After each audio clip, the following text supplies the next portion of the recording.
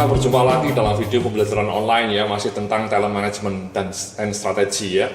Jadi dalam video-video sebelumnya saya sudah terangkan kepada Anda semua mengenai instrumen untuk mengukur potensial talents ya. Bisa menggunakan career history, bisa menggunakan nomor 2 itu ya, performance appraisal berbasis KPI, bisa menggunakan assessment center, bisa menggunakan competency based interview, atau bisa menggunakan 360 degree. Intinya adalah 5 instrumen ini bisa Anda pilih salah satu ya, atau salah duanya ya, untuk menentukan siapa yang akan Anda lacak menjadi future candidate ya, karena seperti yang Anda lihat di sini ya, itu flow-nya pertama Anda sudah identifikasi posisi-posisi kunci yang menentukan masa depan perusahaan Anda, menentukan kejayaan perusahaan Anda. Setelah itu kita identifikasi potensial talent dengan cara apa? Dengan cara tadi ya, 5 instrumen tadi. Ada assessment center, ada competency based interview, ada 360 degree. Ya, jadi ketemulah. Kalau ini mengidentifikasi posisinya, yang ini mengidentifikasi orangnya. Ya. Nah, Anda bisa bikin kebijakan seperti ini, Mas. Ya, jadi kebijakan siapa yang akan terpilih menjadi top talent ya, kriteria top talent. Misalnya Anda punya kebijakan seperti ini ya, hanya orang-orang yang masuk assessment center kategori A yang bisa masuk top talent. Atau selama 2 tahun berturut-turut skor KPI selalu di atas 95. Atau opsional ya, ditambah lagi satu instrumen ya, nilai survei 360 degree di atas skala 4 dari skala 1 sampai 5. Jadi rata-rata nilai surveinya harus di atas 4 ya. Anda bisa menggunakan 3-tiganya ya, atau 2 saja ya, hanya assessment center sama skor KPI ya, atau skor PA ya, skor PA berbasis KPI. Atau mungkin Anda pakai screening ya, mungkin screening pertama pakai PA dulu ya, supaya nggak keluar uang ya, karena assessment center tadi saya bilang prosesnya cukup memakan energi, bahkan kalau pakai external sources ya, pakai assessment center eksternal Anda bayarnya cukup mahal. Jadi mungkin untuk melacak, mengidentifikasi top talent itu pakai screeningnya berjenjang. Jenjang pertama pakai ini dulu Mas, pakai PA. Kalau PA kan tidak perlu keluar biaya ya, Anda tinggal lihat skor PA dia. Ternyata tadi misalnya skor PA-nya cuma 86, ya nggak masuk. Hanya orang-orang yang skor PA-nya 95 yang masuk kategori layak jadi top talent. Baru setelah nilainya 95, kita kirim orang itu ke assessment center. Jadi menjadi lebih sedikit ya, lebih terseleksi lebih ketat, tidak terlalu banyak kandidat. Misalnya pertama-tama tadi Anda tentukan posisi kritikal dulu Mas ya, Mbak-mbak ya, ingat ya. Jadi tidak semua karyawan di semua posisi yang akan kita masukkan top talent ya Mas ya, ingat ya. Hanya orang-orang yang di posisi kunci. Jadi misalnya Anda nilainya PA 100 gitu ya, tapi posisi Anda bukan kunci ya, posisi Anda misalnya cuman katakanlah bagian warehouse atau bagian katakanlah bagian GE gitu ya. Ya sorry to say ya, maaf ya, Anda tidak masuk kriteria top talent karena screening pertama yang masuk top talent itu Anda berada pada posisi kunci. Ya. Again, Anda tentukanlah posisi kunci ya. Tadi saya sudah memberikan contoh banyak ya. Kalau di Microsoft misalnya programmer, software engineer. Kalau di perusahaan rumah makan misalnya koki, ya kalau di perusahaan manufacturing misalnya orang-orang produksi, orang-orang marketing, orang-orang sales. Jadi kalaupun nilai KPI Anda 100, tapi Anda di bagian accounting atau di bagian training gitu ya sorry to say, Anda tidak akan masuk menjadi top talent. Karena Anda tidak memberikan efek diferensiasi yang besar terhadap kinerja bisnis, kalau bisnis Anda tidak bergerak di bidang tadi ya, bidang keahlian Anda ya. Anda hanya akan masuk posisi kunci sebagai seorang accounting misalnya kalau Anda kerja di perusahaan audit ya, misalnya audit, lembaga audit eksternal kayak Ernst & Young atau PricewaterhouseCoopers, KPMG. Anda accounting di situ itu posisi kunci. Tapi ketika Anda accounting kerja di perusahaan manufacturing, ya Anda tidak lagi menjadi posisi kunci, Anda hanya supporting. Jadi itu screening pertama Mas ya. Misalnya screening pertama katakanlah kita sudah sepakat untuk posisi marketing yang akan kita kembangkan top talentnya. Nah, kita gali lah orang-orang marketing ini, misalnya ada 20 orang, marketing and sales ada 20 orang. Nah, dari 20 orang sales marketing itu yang nilai PA-nya di atas 95 hanya katakanlah 10 orang. Nah, 10 orang marketing sales itulah yang dikirim ke assessment. Dari assessment itu yang dari 10 orang yang dikirim assessment, misalnya yang lolos assessment kategori A cuma 5 orang.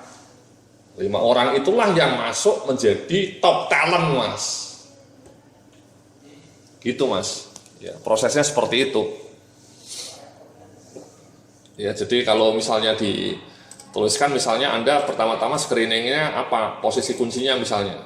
Ya, posisi kuncinya misalnya marketing, sales, ya, sama orang production misalnya, sama maintenance ini kunci, ya. Untuk perusahaan manufacturing ini, Mas, ya, sama PPIC misalnya, itu kunci.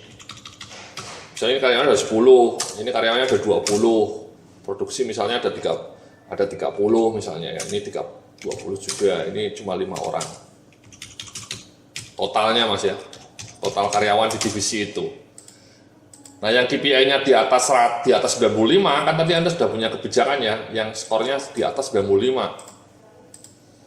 Yang skor PA-nya di atas 95 dari 10 orang ini misalnya cuma 6 orang. Ini cuma katakanlah 9 orang. Ini misalnya ada 15. Ini ada 8. Ini ada 3. Ya, di atas 95.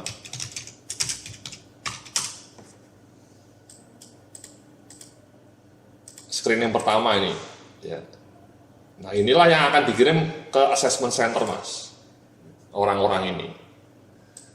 Nah, setelah di-assess ternyata yang masuk kategori A, ya, highly recommended, misalnya dari yang ini, misalnya yang masuk kategori 3 cuma 3, ini cuma 4, ini cuma 4, ya, ini cuma 2, ini cuma 1. So, this is it. Inilah orang-orang ini yang best of the best. Ya, totalnya ada misalnya kita jumlah 14. Ya, orang inilah yang akan kita masukkan dalam program Special Forces, ya, Kopassus, Komando Pasukan Khusus atau Top Talent Development. 14 orang ini belum tentu semuanya manajer, Mas, ya. Mungkin 14 orang ini ada yang manajer, ada yang supervisor, ada yang asesmen, ya. Bahkan mungkin ada yang masih foreman, ada staff. Ingat ya, top talent itu bukan masalah hierarki, tapi kita screening dulu ini key position ini, key position. Ya. Jadi kita sepakat inilah key position untuk perusahaan manufacturing. Jadi Anda nggak usah ngurusin bagian accounting, warehouse, procurement atau SDM, HRD, atau sekretaris atau office management, tidak perlu, Mas.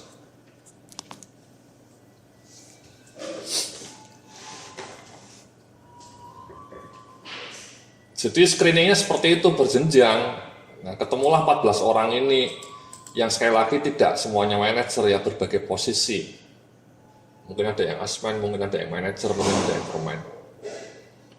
Jadi prosesnya seperti itu, Mas. Tentukan posisi kunci dulu, totalnya ada berapa. Screening pertama KPI-nya 2 tahun berturut-turut, nilainya di atas 95, dikirim assessment, ya, baru nilainya 14. Maksudnya jumlahnya 14. Nah, 14 inilah yang akan dikembangkan, Mas, ya, menjadi top talent. Atau misalnya Anda tambahin lagi, ya, survei ini opsional saja, ya. Menurut saya cukup 2 ini. Dari 2 kategori ini nanti Anda bisa lihat ini, Mas, ya. Jadi ini, Mas, ya. Jadi matrix standard development, ya. Performance-nya bagus, nilai 95, potensialnya itu dari assessment center. Jadi yang namanya assessment center yang kategori A itu ini, Mas. Nilai KPI-nya tinggi, top talent, strong candidate for promotion, include in strategic initiative, provide special development. Nah, ini, Mas, yang namanya top talent ini betul. Jadi 14 orang tadi yang masuk kategori top talent dan strong candidate for promotion. Libatkan mereka dalam inisiatif-inisiatif strategis dan sediakan special development yang khusus. Jangan yang biasa-biasa saja, karena mereka adalah future leaders. Ya. Jangan yang nomor 7 underperformer atau bahkan nomor 1 ya deadwood. Ya, kalau ini mungkin kinerjanya bagus tapi potensialnya kurang bagus gitu ya, potensinya. Yang di sini 8 ini potensinya bagus tapi performanya biasa-biasa, oke lah gitu ya. Ini yang namanya talent management itu yang ini Mas, nomor 9 ini. Jadi Anda fokus energi Anda yang terbatas itu, fokus sumber daya dan dana Anda yang terbatas itu untuk fokus ke nomor 9 ini.